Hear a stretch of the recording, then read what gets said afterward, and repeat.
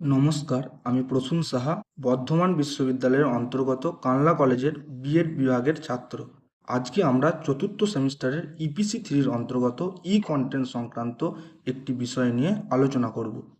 আজকে কন্টেন্টের বিষয় হলো ষষ্ঠ শ্রেণীর পাঠ্যক্রমের অন্তর্গত ভূগোলের একটি গুরুত্বপূর্ণ বিষয় বায়ু দূষণের কারণ, ফলাফল ও প্রতিকার। বায়ু দূষণ বর্তমান বিশ্বের একটি অন্যতম বড় পরিবেশগত সমস্যা। এটি মানুষের জীবন, প্রাকৃতিক সম্পদ ও পরিবেশের ওপর গভীর প্রভাব ফেলে। এক্ষেত্রে প্রথমেই আমাদের জানতে হবে বায়ু দূষণ কী। বায়ু দূষণ হলো এমন একটি অবস্থা যেখানে বায়ুমণ্ডলের নানা ক্ষতিকারক গ্যাস, ধূলিকণা এবং অন্যান্য ধোঁয়া এমন পরিমাণে মিশে যায় যা জীবজগৎ এবং পরিবেশের জন্য ক্ষতিকর হয়ে দাঁড়ায়। কিছু বায়ু দূষক আছে যেগুলি বায়ুকে দূষিত করে। সেগুলো হলো carbon monoxide, particulate matter, sulphur dioxide, nitrogen oxide. বায়ু দূষণের প্রধান কারণগুলি হলো জনসংখ্যা বৃদ্ধি। অতিরিক্ত জনসংখ্যার চাহিদা মেটাতে প্রচুর পরিমাণে সম্পদ ব্যবহার করা হচ্ছে, যা পরোক্ষভাবে বায়ুমণ্ডলের কার্বন নিঃসরণ বাড়িয়ে দিচ্ছে।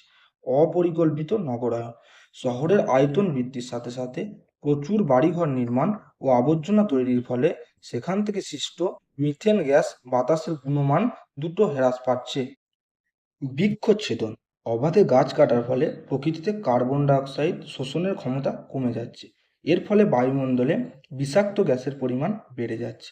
বনভূমি উজাড় হয়ে যাওয়ার কারণে প্রাকৃতিক উপায়ে বাতাস পরিষ্কার হওয়ার পথ বন্ধ হয়ে যাচ্ছে, যা বিশ্ব উষ্ণায়নের অন্যতম কারণ। শিল্পায়ন ও যানবাহনের প্রভাব, যানবাহনে পুরনো ইঞ্জিন ও জীবাশ্ম জ্বালানি ব্যবহারের ফলে রাস্তাঘাটে কার্বন ও কালো ধোঁয়া নিঃসরিত হয়। শিল্পায়নের ফলে কলকারখানার চিমনি থেকে নির্গত সালফার ও নাইট্রোজেন মিশ্রিত ধোঁয়া বাতাসকে বিষাক্ত করছে। এছাড়াও প্রাকৃতিক কারণ, যেমন আগ্নেয়গিরির অগ্ন্যুৎপাতের ফলে নির্গত ছাই ও সালফার গ্যাস বাতাসকে দূষিত করে। এই বায়ু দূষণের ফলে গ্রিনহাউস গ্যাসের মাত্রা বৃদ্ধিতে পৃথিবীর গড় তাপমাত্রা বৃদ্ধি পাচ্ছে, যা মেরু অঞ্চলের বরফ গলাচ্ছে। দীর্ঘদিন ধরে এই অবস্থা চলতে থাকলে একসময় পৃথিবী সমুদ্র জলতলে চলে যাবে। ধোঁয়াশা, ধোঁয়া ও কুয়াশার মিশ্রণে তৈরি এই ধোঁয়াশা দৃষ্টিশক্তি কমিয়ে দেয় ও পরিবেশগত বিপর্যয় ডেকে আনে। অ্যাসিড বৃষ্টি, বায়ুদূষকগুলো বৃষ্টির জলের সাথে মিশে অ্যাসিড বৃষ্টি ঘটায়, যা ফসল ও স্থাপত্যের ক্ষতি করে। এই অ্যাসিড বৃষ্টির ফলে তাজমহল ক্ষতিগ্রস্ত হয়েছে। এছাড়াও বায়ু দূষণের ফলে মানুষ ব্রঙ্কাইটিস, ফুসফুসের ক্যান্সার ও হৃদরোগের মতো রোগ ব্যাধিতে আক্রান্ত হয়। আমরা যদি সচেতন হই তাহলেই এই সমস্যার সমাধান করা সম্ভব। এক্ষেত্রে কিছু বাস্তব ও কার্যকর উপায় হলো ধোঁয়া নিয়ন্ত্রণ, যানবাহনে নিয়মিত ফিটনেস পরীক্ষা ও উন্নত প্রযুক্তির ইঞ্জিন ব্যবহার করে ধোঁয়া নিঃসরণ কমানো সম্ভব। শিল্প দূষণ রোধ, কলকারখানার চিমনিতে ফিল্টার ব্যবহার ও পরিবেশবান্ধব পদ্ধতি অনুসরণ করা প্রয়োজন। বর্জ্য ব্যবস্থাপনা, খোলা স্থানে আবর্জনা পোড়ানো বন্ধ করতে হবে ও বজ্র রিসাইক্লিং পদ্ধতির ওপর জোর দিতে হবে।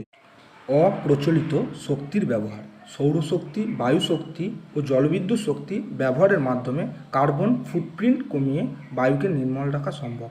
এছাড়া ব্যক্তিগত গাড়ির বদলে গণপরিবহন ব্যবহার প্রবণতা বৃদ্ধি করতে হবে, যাতে রাস্তায় যানবাহনের সমস্যা ও ধোঁয়া কমে। শিক্ষার্থীরাই হলো আগামী দিনের ভবিষ্যৎ। তারা যদি এখন থেকে পরিবেশের প্রতি সচেতন হয় তাহলে তারা সমাজকে বদলাতে পারবে। তাই বায়ু দূষণ নিয়ন্ত্রণে তাদের ভূমিকা গুরুত্বপূর্ণ। এক্ষেত্রে তারা পরিবেশে গাছ লাগানো, প্লাস্টিকের ব্যবহার না করা প্রভৃতি বিষয়ে বিভিন্ন ধরনের র্যালি, সমাজ সচেতনমূলক কার্যক্রমের সাথে যুক্ত থাকতে পারে, যা বায়ু দূষণ নিয়ন্ত্রণের ক্ষেত্রে অত্যন্ত গুরুত্বপূর্ণ একটি পদক্ষেপ। সবশেষে বলা যায়, বাতাস আমাদের সবার অভিন্ন সম্পদ। একে রক্ষা করা আমাদের নৈতিক দায়িত্ব। ভবিষ্যৎ প্রজন্মের জন্য একটি বাসযোগ্য পৃথিবী রেখে যেতে হলে আজই আমাদের বায়ু দূষণ রোধে কার্যকর পদক্ষেপ নিতে হবে। সম্মিলিত প্রচেষ্টাই পারে আকাশকে নীল ও বাতাসকে নির্মল রাখতে। সম্পূর্ণ ভিডিওটি দেখার জন্য ধন্যবাদ।